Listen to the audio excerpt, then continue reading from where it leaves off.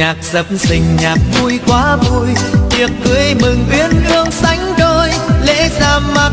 tay trong tay, chiếc nhẫn sinh kết duyên đôi mình. Cả hai họ đều tươi như hoa, thật rộn ràng là bao câu ca, lời ca chúc cho hai người phúc trăm năm thắm duyên nồng, mãi bên nhau cháu con đầy đà. Rộn tiếng cười người vui quá vui, rượu thơm nồng nào ta uống say, một ly nữa chúc cho duyên tình mãi xanh tươi suốt cuộc đời, vẫn bên nhau như cau với trầu. Ngày khăn đông đội tóc, ngày đôi guốc mọc mới chiếc áo dài, cài nhiều hoa